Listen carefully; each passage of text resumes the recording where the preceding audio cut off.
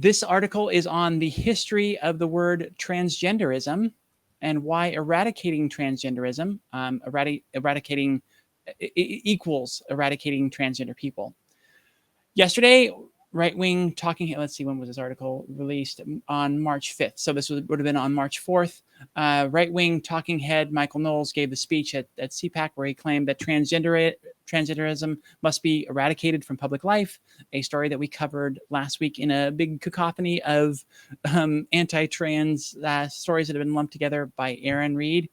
When word of Knowles' speech hit people's newsfeed, many outright and rightly condemned it, but others instead opted for parsing words. To quote, but one of many takes on this line, he was not calling for transgender folk to be literally killed. He was careful to say transgenderism, not the people themselves, should be eliminated.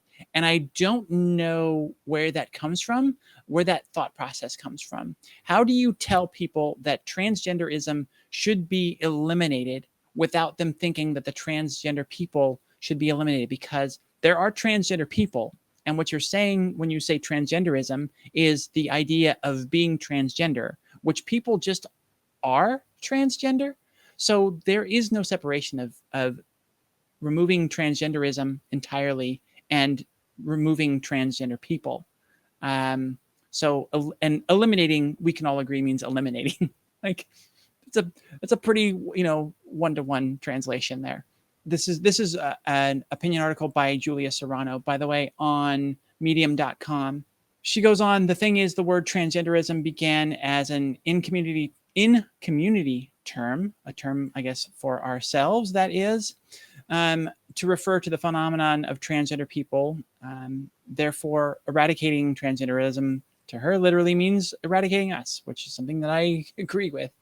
Way back in 2015, she wrote a blog post entitled Regarding Trans and Transgenderism that delves into that history and how cisgender outsiders subsequently twisted the word to make our existence and our experiences seem like more of an ideology.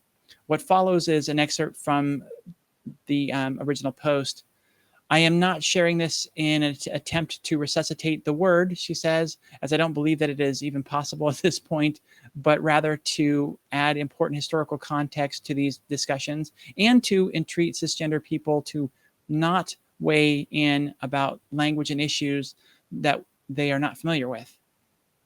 So here's the original excerpt.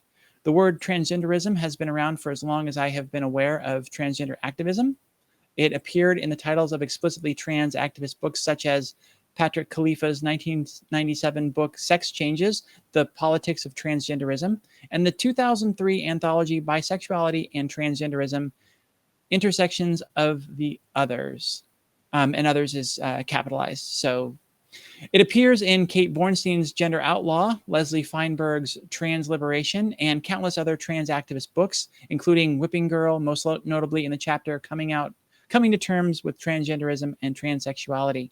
The post continues, in all of these cases, the word transgenderism was used in a neutral manner to denote one of two things: the phenomenon of transgender people, our existence and our experiences, or the state of being transgender. It is very common in English to use the suffixes ity and ism to create nouns that describe a phenomenon or a state of being. For example, intellectualism.